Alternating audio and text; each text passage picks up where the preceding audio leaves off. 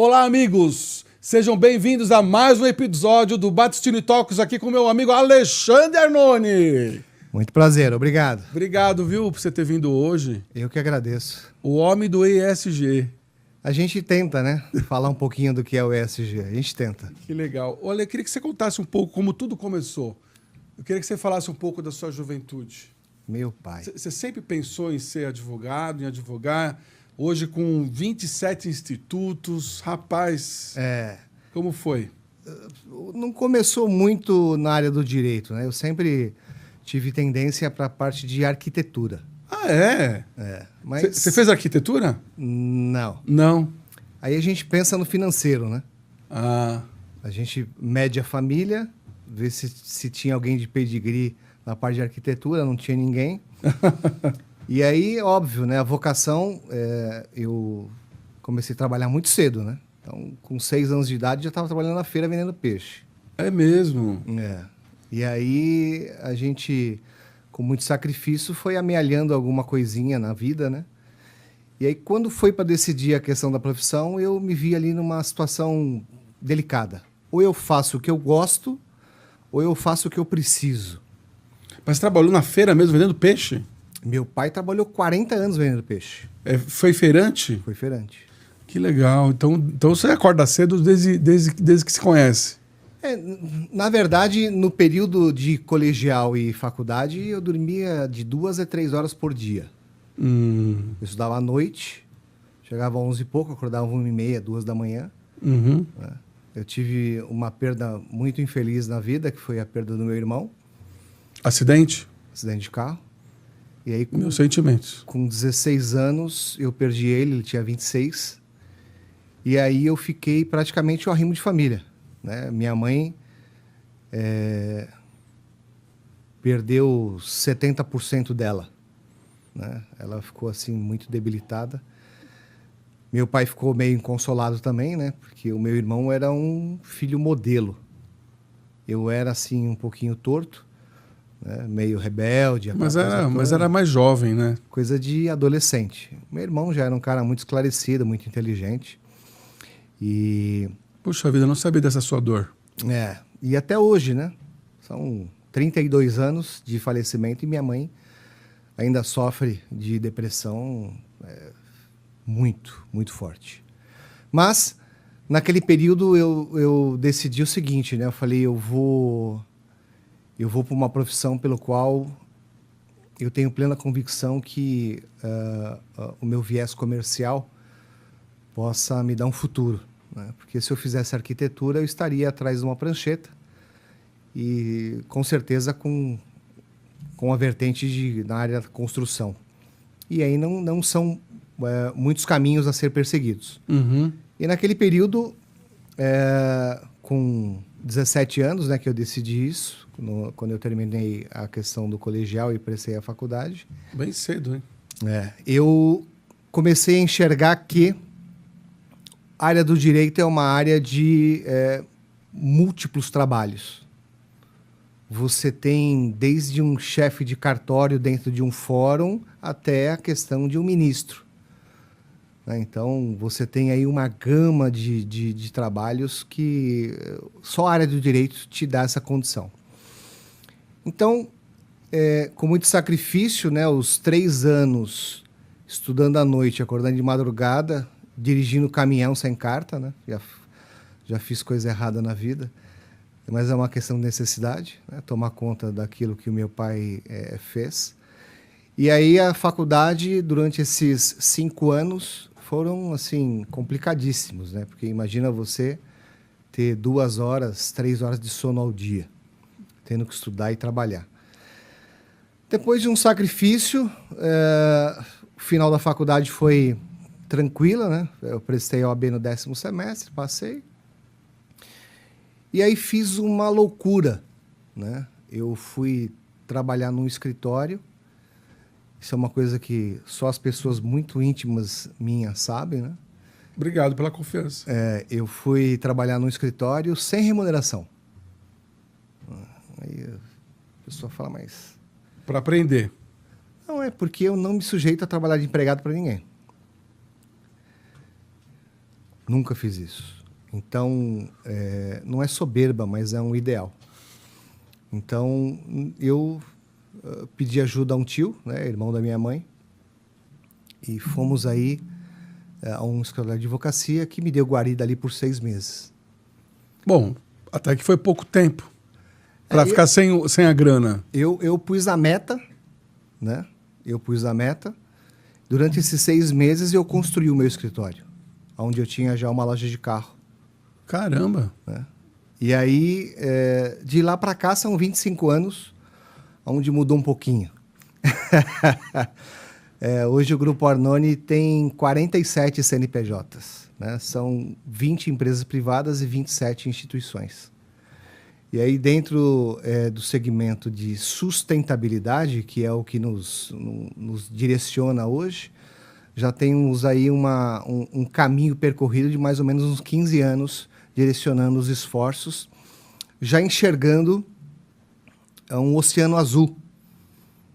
A gente teve ali uma visão quando, logo após a criação dos indicadores ESG por Kofi Annan, né, que esse ano faz 20 anos, com muito pouco tempo a gente começou a enxergar que a questão do ESG é uma coisa que tem um futuro crescente sem fim. Eu ia te perguntar.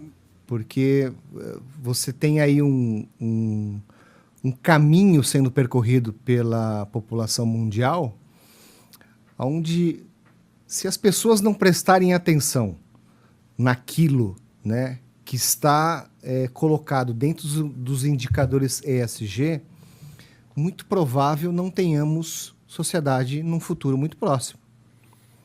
É assim, meio calamitoso falar dessa forma, mas quando você começa a enxergar a desempregabilidade mundial por meio do que está vindo, né, devido a tecnologias e aprimoramento de medicina e tudo mais que o valha, você enxerga que se o ser humano não se humanizar e não cuidar do ser humano, não vai ter sociedade.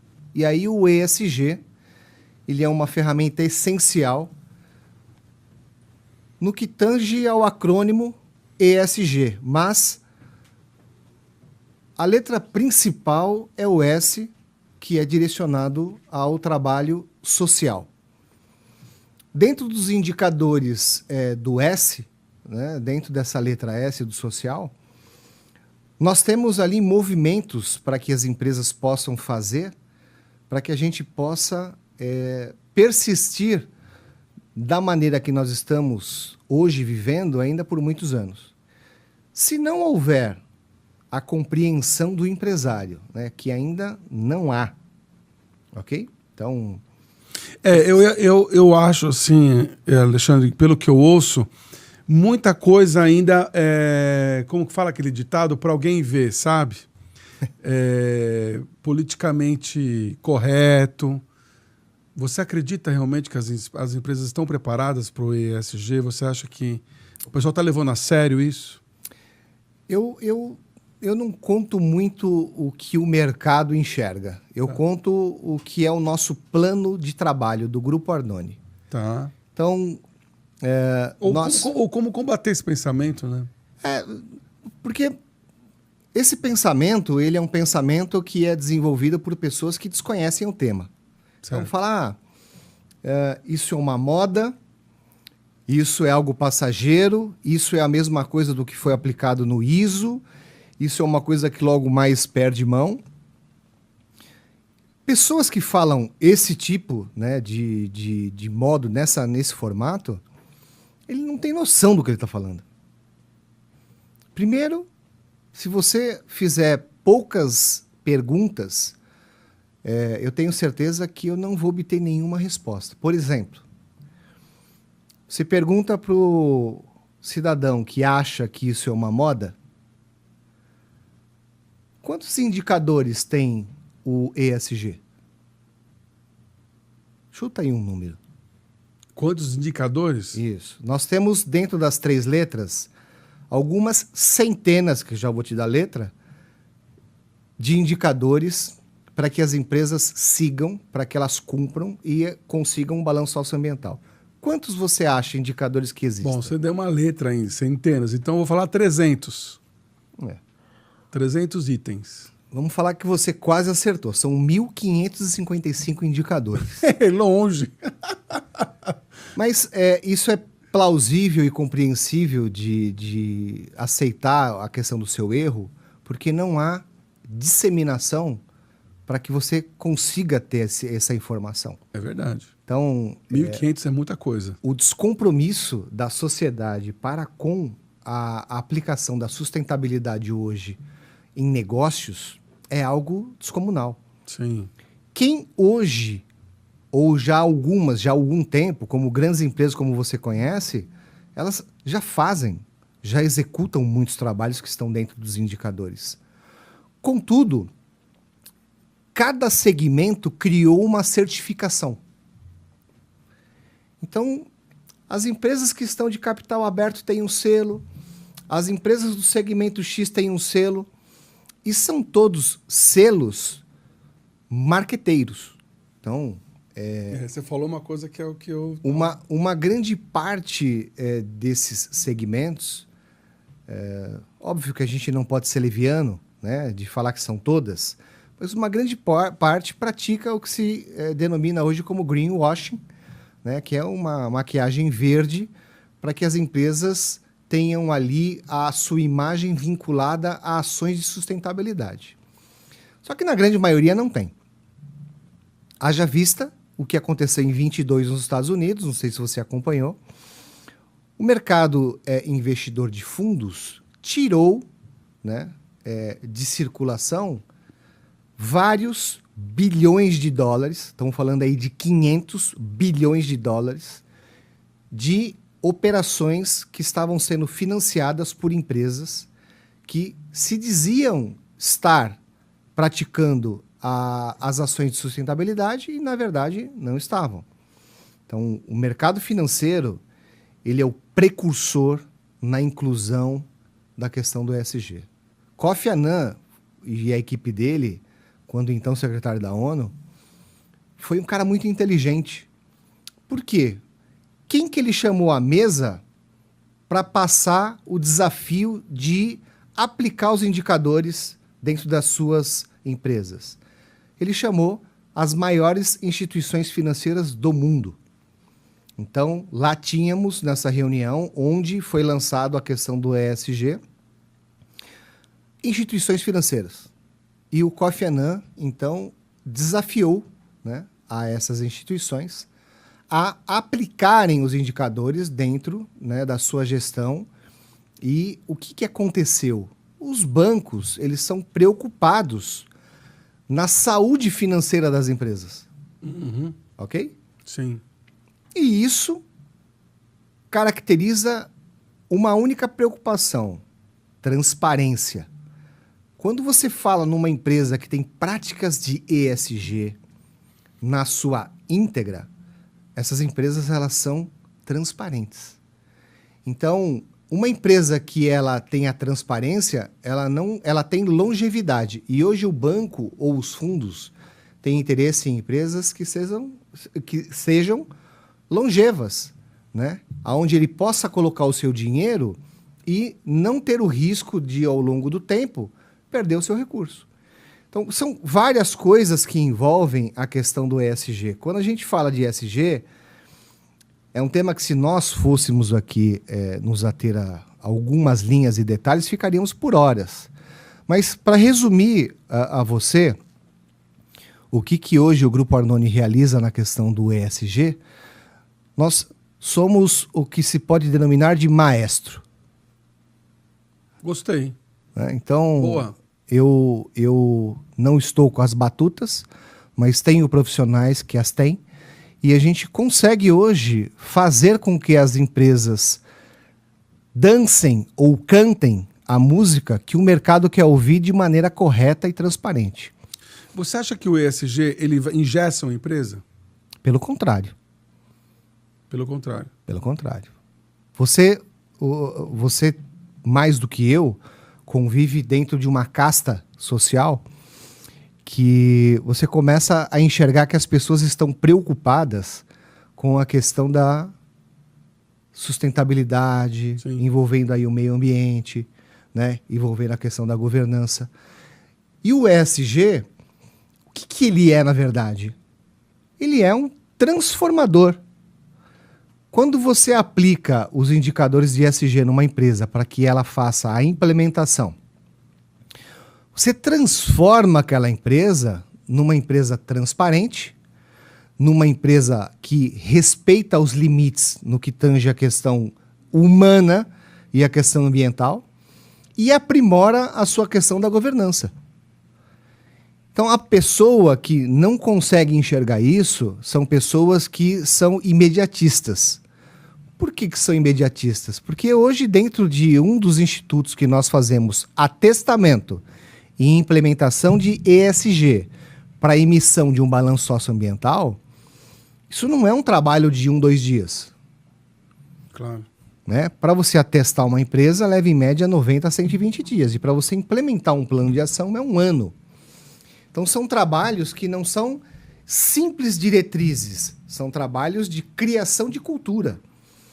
São coisas distintas. Então, para aquelas empresas que não têm a visão de futuro, né, não têm a visão do que é o mais importante, somente a questão da última linha, que é o lucro, jamais para uma empresa que visa só a última linha, ela vai ter prioridade dentro do ESG. Mas empresas com muito mais competência, né, e governança, né, como algumas grandes multinacionais, elas já aplicam isso com excelência. Mas o ESG vai contribuir com o lucro da empresa, não vai? Não vai ampliar? Olha, um balanço socioambiental atestado, implementado, ele valoriza quando essa empresa tem capital aberto, valoriza o valor das ações. Ela fideliza clientes, porque quando você consegue demonstrar com transparência que você cumpre com aquilo que fala, o cliente vira fiel. Porque as demais hoje só colocam no rótulo. Eu quero ver você mostrar um balanço socioambiental, onde você vai falar assim, ó, eu cumpro X% dos indicadores. O que é o que a gente faz de emissão de balanço socioambiental? Nada mais é do que a metrificação. Eu meço quanto realmente você cumpre dos indicadores. E hoje o mercado não tem isso. Tanto é verdade que, para que nós possamos ter êxito naquilo que estamos imbuídos a fazer, estamos em Brasília hoje com a sede de alguns dos nossos institutos. Criamos uma frente parlamentar chamada ESG na Prática. Olha que legal. Já temos hoje mais de 150 assinaturas já convergidas, então logo mais, com certeza até o final desse mês, já teremos a instauração dessa frente parlamentar. Estamos executando trabalhos de ESG não só a nível legislativo, mas também na questão dos executivos. Uhum. Então, quando de visitas a municípios, colocamos o nosso trabalho vinculado à questão educacional. De tanto que nós nos deparamos com a ignorância, né, em formato de empresário, na questão de, cara, eu não sei nem por onde começar o ESG. O que nós decidimos? O grupo decidiu contratar um grupo pedagógico e desenvolvemos apostilas para ministrar isso. Que legal! Dentro do Fundamental 1, Fundamental 2. Que legal, Ale. Parabéns. Temos aí Já começou em alguma escola? Já tem vários municípios já sendo... Olha, eu nunca tinha ouvido isso. Acho que você é o primeiro, hein? Não tem. Lembra que eu só trafego no Oceano Azul. Eu não vou nunca contra o mercado. Eu não tenho nenhum dos trabalhos dos 47 CNPJs que eu faça concorrência de paridade com ninguém. Nem na questão jurídica, nada. Eu sempre transitei num oceano azul onde poucos enxergam. Então, quando eu me direcionei à questão do ESG, eu sabia que se eu me tornasse o precursor, né, de um tema que poucos estavam tendo relevância e trouxesse importância a isso, eu vou colher os frutos. Tanto é que foi criado um personagem chamado Doutor Sustentável. Ah, que legal. Boa. E onde que o pessoal pode ter acesso a isso? Isso tem na rede social, Editora Verde Vida. Aham. Né? Então, já tem toda uma enquete das apostilas, já todo um material. E o que a gente faz hoje? Vai aos municípios, né, com os prefeitos, e coloca uma ferramenta para explicar para o prefeito o seguinte: prefeito, você quer deixar um legado, né, dentro do seu município? Você quer fazer com que a sua população tenha um pouquinho mais de compreensão? O que ele pode fazer pela sustentabilidade dentro do seu município? Então, coloca isso aqui dentro das suas escolas. Então, foi criado, são várias apostilas, né, onde é ministrado do 2º ao 5º ano e do 6º ao 9º. São apostilas distintas. E estamos agora finalizando a criação de material para adultos, né, que ainda estão se educando, né, que é do EJA. Esse é um material que... Qual é o nosso objetivo? Esse cidadão que ali até aquele momento, né, não tinha a condição de ter um diploma, ele com todo sacrifício, né, devido à sua idade, está frequentando uma escola. Então, nada mais justo do que você agregar ao currículo dele um conhecimento que vai trazer ganhos para ele. Ou seja, para qualquer profissão, onde esse profissional vai falar, olha, eu tenho noções hoje do que é o ESG e tenho aqui a minha certificação. Uhum. Então, isso agrega no currículo, né? Auxilia o município. Por que auxilia o município? Porque você dá a possibilidade de gerar de ele ser contratado, muitas das vezes, somente pelaquela pequena extensão extracurricular que ele fez conosco. Por quê? Porque como não se conhece nada de ESG, no reino, né? Quem tem um olho, né? No reino de cego, quem tem um olho é rei. Então, o que a gente está dando de visibilidade para esse adulto que está se educando agora? Que, ao mesmo tempo que ele está aprendendo algumas matérias e se alfabetizando, ele comece a ter a noção do que é a questão da sustentabilidade vinculando o ESG. E o que é o mais importante? Nós englobamos uma instituição que é a Polícia Federal junto do projeto. Então criamos a questão de um personagem chamado Federalzinho. Que legal. E o Federalzinho é o herói, né, que hoje está sendo instituído dentro das escolas. Óbvio que nós temos já 4 gerações de apostilas futuras, englobando outros personagens, né, englobando outras situações que são muito mais específicas do ESG. O que a gente trouxe dentro do Federalzinho são aqueles temas, né, a questão de crimes de violência sexual, questão da droga, questão do meio ambiente, né? Então, são temas vinculados ao ESG, só que um pouco mais genérico. As gerações futuras que virão, elas terão aí uma condição mais detalhada, né? Então, lá nós criamos os personagens. Fora do Doutor Sustentável, tem o Economildo, tem a figura da Governilda, Sociola e o Ambientalzinho. Então, nós temos personagens envolvendo, né? É todo um material muito bem... Didático, não? E, assim, elucidativo ao extremo, com um gabarito pedagógico sem igual. Por quê? Porque o mercado não tem esse tipo de material, né? O mercado ele está envolto em temas que não conseguem ter profundidade nisso, né? Você pega aí revistas... Muito raso. Que fala sobre ESG e que, na verdade, você vai lá e o que ele fala de ESG não tem nada de aplicabilidade, né? O meu aluno do EJA vai ter muito mais conhecimento do que esses cursos dados por revistas, que eu não vou nem citar o nome. Por quê? Porque são muito rasos. Eles fogem de um contexto de aplicabilidade. É só superficial. Nós tentamos, de uma certa forma, trazer um conteúdo onde tanto pessoas que não são PJs possam absorver conhecimento e aplicar isso no seu cotidiano, quanto funcionários de empresas onde podem executar trabalhos para a empresa onde estão trabalhando. Então, a gente tenta trazer o útil ao agradável, né, naquilo que se faz necessário na aplicabilidade do ESG. Sensacional. Eu penso que você está atingindo uma coisa que eu acho que é importante para o ESG dar certo, que é todos estarem envolvidos. Não adianta ter um departamento. Não esquece. Né? Como todo movimento brasileiro, né, tem um jeitinho brasileiro, né? Esse jeitinho é complicado. Então, o que os muito espertos, né, criaram? Os muito espertos. Passe isso aqui para o departamento de marketing fazer. Então, 99,9% das empresas que dizem ser sustentáveis, quem faz a aplicação é o departamento de marketing. Então, na verdade, não existe nada. Né? Esses relatórios de sustentabilidade não valem nada.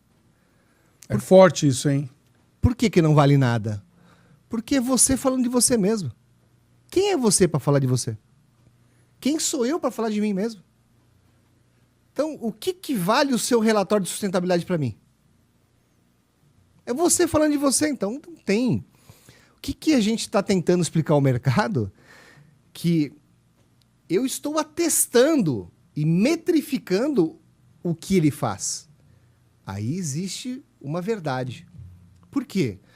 Porque nós desenvolvemos uma metodologia própria de aplicação da normativa NBCT 15. Então, quem é NBCT 15? O Conselho Federal de Contabilidade, há 20 anos atrás, foi precursor na criação de uma normativa para aplicar os indicadores ESG no Brasil, e isso ninguém sabe. Nem o próprio Conselho. Por que isso, né? Porque ficou apagado. E aí nós, numa retomada, né, para dar... Porque as pessoas falam assim... Você se baseia em quê para falar o seu trabalho? Né? Quem é que te garante? Quem garante o seu trabalho? Aí eu falo, olha, tem um órgão de classe, né? Um tal de Conselho Federal de Contabilidade, que tem um conhecimento técnico, creio eu, razoável, né? E há 20 anos, ele fez o que hoje ainda não é entendido. Ele conseguiu normatizar a aplicação dos indicadores ESG para que a empresa que conseguir aplicar a normativa, ao final dela, ela vai auferir um balanço socioambiental, que é o único documento hábil para metrificar quanto a empresa cumpre dos indicadores. Não existe outra ferramenta. Ah, mas agora o IFRS...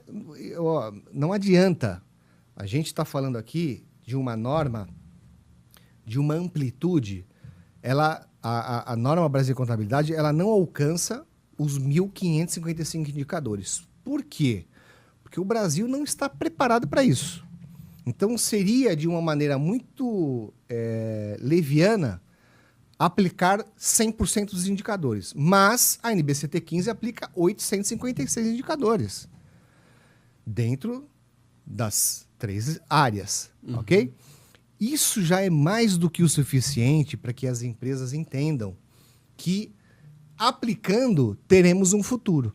Quando eu falo desse modo caótico, né, muitos me criticam, falam, você é a voz do desânimo, né? Você é a voz... Nossa!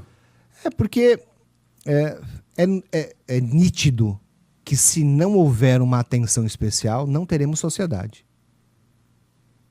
Existem estudos, já em cima do que já existe hoje, que 40% do planeta vai estar desempregado na próxima década. Se 40% da população não tiver salário, não tem sociedade. Vai ser um ataque. Não, vai ser como os filmes americanos, onde vão ser construídas barreiras, tá certo? Vai ter o povo do lado de fora sem nada e o povo do lado de dentro com alguma coisa e não vai ter sociedade. E quando eu falo isso, não é de maneira para causar temor. Não é isso.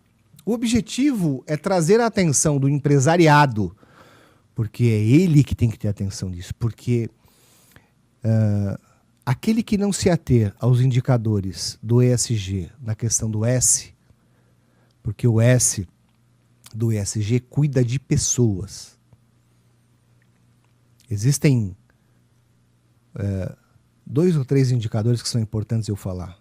Então, um deles aplica o conhecimento da empresa sobre o seu colaborador. O empregador tem que conhecer o seu colaborador. A empresa tem que conhecer a família do seu colaborador. Como ele vive? Onde ele vive? O que essas pessoas acham da empresa pelo qual esse colaborador trabalha? E a empresa se ater às comunidades num raio de ação do seu CNPJ. Por quê? Todo mundo se atém a mandar dinheiro para a Cruz Vermelha, para não sei quem, só que ele não sabe que no quarteirão de baixo aqui tem uma comunidade que não tem recurso para pagar a luz e a energia do prédio. Você está falando muito sobre a importância da comunidade.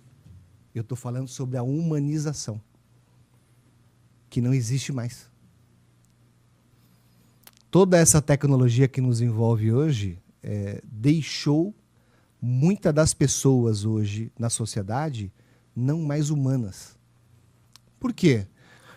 Porque você fica num aparelho que cabe na sua mão só passando o dedo e vendo gente rindo e passeando, e foto de carro novo, e hotel, e não sei o quê, e não sei o quê.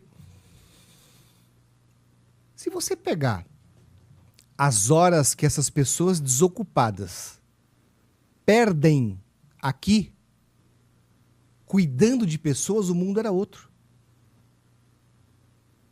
Tem razão. O mundo era outro. Tem razão. Então, você nota, você vai a um shopping, você vai a qualquer lugar, você vai numa mesa que tem uma família com 5 pessoas, 5 estão no celular, nenhum fala com o outro. Concordo. Cadê a humanização? Como é que você quer que uma sociedade dessa possa se importar com alguém? Então, o estalo tem que acontecer de um jeito ou de outro. Então, só concluindo para você, que senão esse podcast aqui vai ficar muito extenso. Tá ótimo. A Frente Parlamentar ESG na prática, ela vem trazendo a legalização da aplicação dos indicadores ESG. Então, a partir do momento que nós tivermos uma lei que vai falar para você, olha, você tem que fazer isso. Aí a gente começa a mudar. Então, eu comecei no meio, né, que é os empresários. Depois eu fui acima na questão política e depois eu fui abaixo na questão da escola. Então, a vertente de cercar o universo de pessoas que possam alterar o nosso futuro já está abrangida. Só que não numa magnitude onde a gente tenha repercussão a nível nacional. Por enquanto. Mas no momento certo teremos. Por isso que são 27 institutos se dividindo em áreas. Então, tem área de esporte, área de educação, área de saúde, todas as áreas que são de obrigação do Estado de servir a nós, um direito constitucional. Nós temos instituições realizando os trabalhos para a sociedade, junto com o ente privado.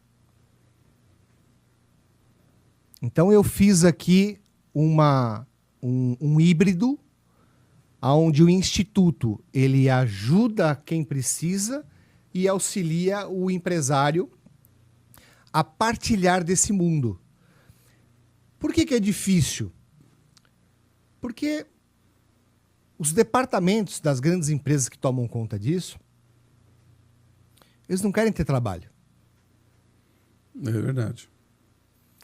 Então, ele faz lá com o Instituto Bradesco, ele faz com o Instituto Banco do Brasil, ele faz com grandes institutos, porque ele fala, vou mandar o dinheiro para lá, e lá eu sei que nós não teremos desvio, né? Porque eu não quero ter dor de cabeça. Minha função é o seguinte, ó, a lei fala que eu posso renunciar, que eu posso fazer a doação, então eu vou procurar os grandes. Só que existem milhares de instituições com milhares de pessoas voluntárias que deixam, às vezes, de comer, deixam de ter o dinheiro da condução para ajudar, e ninguém sabe disso. Hoje o nosso trabalho abarca mais de 15 mil famílias. Como você cresceu ali. Parabéns. A gente tenta, né? Mas é tudo com suor próprio. Você não tem nenhuma verba pública, não tem nada. Eu profissionalizei a questão do terceiro setor, junto com o setor privado, e a gente gera riqueza com isso. Eu ganho dinheiro, as pessoas são ajudadas e o empresário é auxiliado. Então, poucos fazem isso. Eu não conheço ninguém. Né? A maioria das instituições são pedintes. Eu não conheço ninguém também que está fazendo o que está fazendo. Eu não peço. Eu arrumo ferramentas. Então, nós temos o Instituto Mind2, que é um instituto que leva mobilidade urbana. Nós estamos levando a aviação regional para todo o Brasil. Então, eu ganho dinheiro e uma fração disso é passado ao terceiro setor. Aí eu tenho dinheiro para poder ajudar famílias. E eu não faço benemerência. Eu não dou nada a ninguém. Eu não acredito que você dando ali o prato de comida é o que vai mudar aquela pessoa. Eu não dou. Eu já tive vários conflitos, né, com essas pessoas que cozinham em casa, cozinha industrial, aí pega o carro, aí vai na praça, aí fica aquela monte de pessoa na fila, aquele negócio, né? Que ele fala, tô ajudando. Você tá ajudando a escravizar aquela pessoa. É isso que você tá fazendo. Você tá fazendo aquela pessoa, todo dia naquele horário tá ali, meu querido. Você não tá dando futuro nenhum para ela. O dia que você não conseguir fazer aquilo, você tá criando uma pessoa com uma bola no pé. Ela nunca vai procurar fazer nada porque ela já tem o que precisa. Ela não desenvolve o potencial dela. E ela nunca vai precisar. Então, comigo não tem essa conversa. A gente mapeia a família, ok? Quem precisa de auxílio? Marido, mulher ou criança? Faz engajamento aí. Precisa de curso profissionalizante? Coloca aí. Tem que trabalhar. Não tem conversa de que eu vou te dar alguma coisa, não vou te dar nada. Porque eu quero o seu bem. Se eu fosse um medíocre, né, midiático, que gostasse de aparecer em jornal, em papel, em novela, eu faria o show de amores, né, placas e não sei o quê, dando alguma coisa para alguém. Benemerência divulgada é marketing. Isso para mim é uma... Não vou nem falar a palavra aqui, porque é feio, tá bom? Mas se eu fosse essas pessoas que praticam isso, né? E tem muitos famosos que fazem isso, eu teria vergonha. Eu nem de casa eu sairia. Porque isso é medíocre. Sabe para que ele faz? Para ter like. Para ter like. Eu acho isso ridículo. Eu não preciso de like. Eu preciso de famílias assistidas numa condição onde ela possa sobreviver sozinha.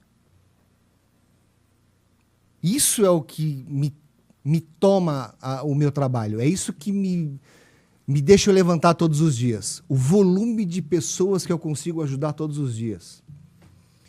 A massa de pessoas que realmente recebem aquilo que são dignas de receber. Eu não tenho esse negócio de vou dar dinheiro. Não vou dar dinheiro. Por que eu não vou dar dinheiro? Porque eu quero o bem dessa pessoa. Se eu quisesse ser leviano, eu pegava no farol, dava dinheiro. Eu ia lá, comprava um caminhão de comida, dava... Não tem isso. Isso você não está fazendo bem nenhum para essa pessoa. Isso é uma fase onde aquela pessoa vai ter aquilo, só que ela continua a mesma coisa. Você não deu ali um curso profissionalizante, você não deu um caminho, você não deu uma esperança, você não deu um psicólogo para falar com ela, você não deu nada. Então, o nosso intuito é transformação. E hoje o Grupo Arnone está num ponto de inflexão. Por quê?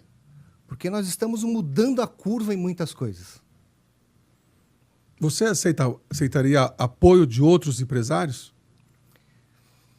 Ou essa é uma luta que você assumiu para você mesmo? Como que funciona esse trabalho seu? Eu não quero nada dado de ninguém. O que é o satisfatório? O satisfatório é o seguinte: você ter ali 47 CNPJs e algum desses CNPJ pode prestar um serviço para essa empresa. E esse cara, ele não precisa pagar com o caixa dele, ele paga com renúncia fiscal. Por quê? Porque os institutos estão preparados para isso. Quando eu faço essas ações de trabalho com o privado, eu me preparo para isso. Então, os institutos têm todas as certificações, todos os atestados, e aí esse empresário que contrata qualquer serviço meu, ele não tira dinheiro do caixa, ele paga com renúncia fiscal. Existe um limite, que é 2% do lucro operacional anual, que para muitas empresas o valor é alto. Então, de que maneira que esse empresário pode fazer parte disso? Implemente um balanço socioambiental na sua empresa, sem gastar dinheiro. Aí ele vai estar ajudando. Por quê? Porque nós temos uma massa de pessoas envolvidas nisso. É muita gente trabalhando. E é todo mundo assalariado, que não tem nenhum voluntário. Na questão de voluntariado, foi só nessa questão agora do Rio Grande do Sul. Sim. Tá certo?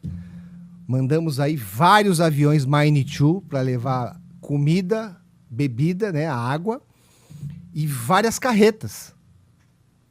Aí nós chamamos voluntários. Por quê? Porque passamos madrugadas inteiras, os colaboradores da Mine 2, tirando carga de caminhão, tirando carga de avião. Foi uma loucura. Mas chegamos ao ponto de convergência onde se faz necessário divulgar e falar. Se você entrar nas redes sociais da Mine 2, você vai ver o volume de toneladas que foram enviadas que nós enviamos. Tudo isso pedindo ajuda devido à mão de obra, o volume era muito grande. Uhum. Os meus aviões, os aviões da Mine 2, tudo isso foi uma loucura. Tá certo? Sem pegar R$1 de ninguém. Parabéns. Sem pegar R$1 de ninguém. Então, todo o combustível gasto dentro da nossa aviação foi pago com o nosso dinheiro. Todo o transporte, nós tivemos um grande apoio. Nós temos um parceiro, a ANATC, que é uma associação que congrega as grandes transportadoras do Brasil. Inclusive, mandar um grande abraço, né, a pessoa que deu toda essa ferramenta. Né? A gente, a hora que ele viu que a gente estava acuado, imediatamente ele falou: olha, Arnone, qualquer volume de caminhão que você precisar está à sua disposição. Qualquer volume de caminhão que você precisar está à disposição. Então foram carretas e carretas para o Rio Grande do Sul, levando os mantimentos que nós coletamos. Então isso é um trabalho de humanização e que eu não preciso colocar em jornal. Eu não preciso fazer nada disso. Eu preciso de empresários conscientes que, se ele quiser agregar a causa, se ele quiser ajudar pessoas, ele pode ajudar. E ainda ele é ajudado. É isso que eu coloco. Eu faço para você um atestamento, eu imito para você um balanço socioambiental e o recurso dali vai para ajudar pessoas. O meu amigo Carley, da ANATC, tá? Eu quero agradecer muito ele, porque sem ele a gente não ia conseguir levar os mantimentos e ainda continuamos as ações. Agora, né, com a baixa da água, a gente está convergindo quais são os produtos ou serviços que o grupo tem para poder agregar no Rio Grande do Sul. Tá? Então já existe hoje um grupo de técnicos enxergando se é da área da saúde, se é da área da educação, se é da área de reurbanização, porque nós temos um instituto de REURB, né, que faz regularização fundiária. Nós fazemos tanto a regularização fundiária S quanto a E, então tanto privado quanto social. Então, a gente tem tudo que tange a questão de trabalhos de humanização, o Grupo Arnone realiza. Caramba. É pesado, né? Parabéns. Tá sensacional esse podcast, porque você já tá me falando tudo. A questão não é querer se aparecer. Não, não é. Eu não vejo assim também. Mas a questão é poder cientificar. Você deixou muito claro a posição e o que você tem feito. Eu não estava... Fazia tempo que a gente não conversava. Sensacional. Quando nós fizemos o trabalho na revista The President, ainda a gente estava com os núcleos separados. Sim. Né? Tinha muita desses CNPJs já operando. Você cresceu muito de lá para cá. Só que ele se encontrava descentralizado. Aí, uma pessoa que integrou o grupo no ano passado, o Sócios Marquezine, que é o sócio em Brasília, ele trouxe esse conceito de unificação e formar o grupo. Né? Aí, quando se formou o grupo, aí viu-se que tinha 47 CNPJs, falou, porra, esse é mais do que um grupo, né? Uma holding, né? É uma holding até que um pouco mais robusta do que muitas que se dizem ser aí. E esse universo deu amplitude e notoriedade em Brasília.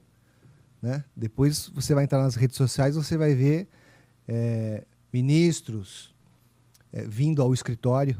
Né? Por quê? Porque a gente faz um trabalho de disseminação em Brasília do que é o ESG. Então, as autoridades, elas buscam isso. Por que elas buscam? Porque não tem onde buscar conhecimento. Você, para fazer um trabalho que tenha a amplitude de um balanço socioambiental, você tem que ter um advogado, um contador, um economista, um engenheiro ambiental e um assistente social. Minimamente, para você executar um balanço socioambiental. A empresa não vai ter isso dentro do seu staff. Ela não tem como ter isso. E o balanço socioambiental, ele exige isso. Então, nada mais justo do que o instituto executar o trabalho e fazer manutenção. Então, você tem ali uma visão externa, imparcial, porque para todo empresário que senta lá, né, e fala, Noni, você não... Quanto custa para me dar o selo? Aí eu já mudo até o tom. Né? Falo, querido, explicar para você. Uma das coisas que são mais importantes dentro do ESG é a questão de respeito a tudo aquilo que é transparência. Então, você nunca vai ter um selo, né, do Instituto S Company, você me pagando. Esquece. Isso não vai acontecer nunca. Você quer o selo? Quer. Então, você contrata o serviço do Instituto, o Instituto vai fazer o trabalho para você, ele vai atestar e vai implementar. Se você tiver 1%, 5%, 50% ou 100% dos indicadores, é mérito seu. Por isso que nós criamos 4 níveis de selo, desde 20%. Então, a gente é até benemerente nisso, né? Porque eu dou uma certificação com a empresa cumprindo 20%. Mas esse selo, ele já é claro dentro do nosso portal. Então, é 20%. E esse selo é autenticado por quem? É com base na norma brasileira de contabilidade. Ah, tá. Tá certo. Quem é o nosso pai?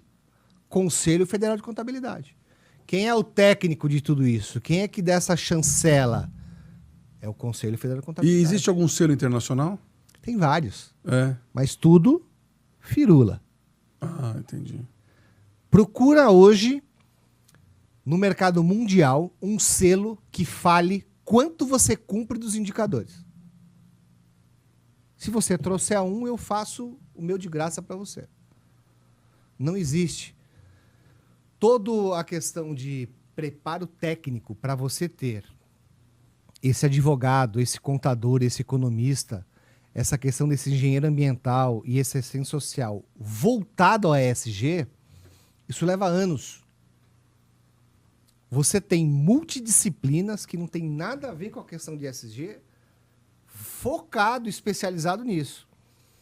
Com essa especialização que nós desenvolvemos, nós criamos um know-how próprio, na aplicação, né? Então, a metodologia de aplicação e emissão do balanço socioambiental é nossa. Sensacional. E ainda de maneira tecnológica. Ou seja, não tem gente indo na empresa, não tem funcionário sendo deslocado para isso. Então, a pessoa recebe o link, sobe os documentos, a equipe técnica analisa e devolve. É prático. Avalia.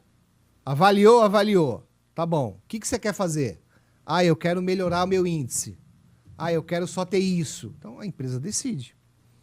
Né? Mas não tem inserção de pessoas, não tem movimento, não tem nada, porque tudo é com base em documento.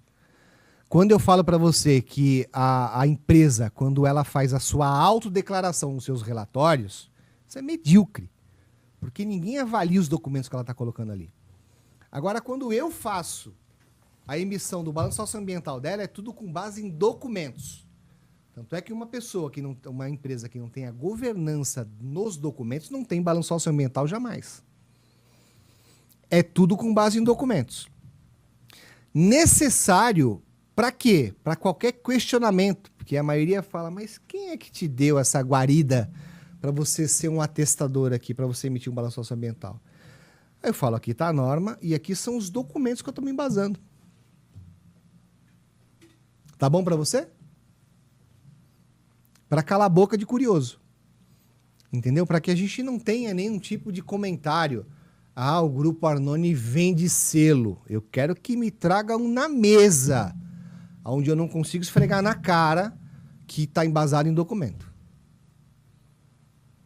Que eu não tenho meias palavras e não faço assim nada que eu não possa não ter transparência. Eu acho que assim, o que vai deixar eu à noite pôr a cabeça no meu travesseiro e dormir é o que eu faço de mais íntegro possível, é a questão da transparência dentro dos meus trabalhos.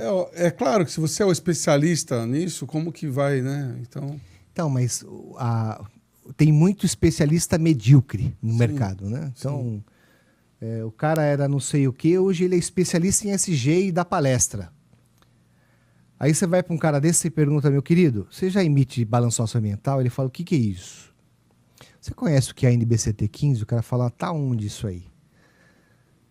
Mas é 100% das pessoas. Ninguém conhece o trabalho que é feito pelo Instituto S-Company. Ninguém. Pode trazer aqui na mesa especialista em SG, o cara que é doutorado, pós-graduado em SG, ele não sabe emitir um balanço socioambiental. Por quê? Ele meramente sabe teoria sobre ambiental, a parte social e governança. Os indicadores, os 1.555, o cara não sabe nem quais são. E como aplicar isso para você ter um balanço socioambiental, ele não faz nem ideia, ele nem sabe que existe uma norma no Brasil que regulamenta a aplicação de um balanço socioambiental. Aí quando você fala de um balanço socioambiental, ele pensa que é um balanço ambiental. E não é ambiental. É um balanço socioambiental. Então ele vê a questão do S junto com o G, com a governança, e o ambiental. Então, todas as 3 letras do SG, elas são englobadas dentro do balanço socioambiental. É um documento de extrema importância hoje para empresas que participam de licitação pública. Por exemplo, nós temos uma das empresas do grupo que assessora empresas que participam de licitação. A 14133, que é a lei que já entrou em vigor há 3 anos, só que começou a valer só ela esse ano, em janeiro, ela sozinha, né, que antes era junto com a 8666, a 14133 ela fala o seguinte, olha, que se você tiver a demonstração de indicadores de sustentabilidade, você tem preferência. Isso quer dizer o quê, traduzindo para a linguagem do leigo? Que se você tem um balanço socioambiental, você desclassifica os concorrentes. No mesmo texto de lei, te dá a condição de você ter até 20% de valor agregado ao segundo colocado.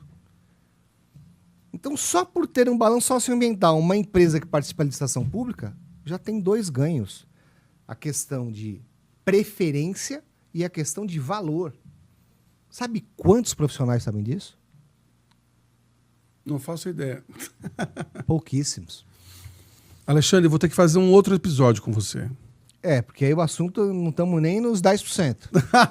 A verdade. Ah, sim, tem muita coisa aí. Queria realmente agradecer a sua presença. A gente vai encerrar, infelizmente. Tranquilo. E eu queria te dar um presente aqui do nosso patrocinador, Opa, que é da Ale Creuset. aí sim, hein? É, Coisa de qualidade. não é? Coisa de qualidade. Queria realmente Eu agradecer. agradeço E olha, você. foi uma grande aula realmente hoje. Foi muito bom te rever. E o bom é que tá gravado, né?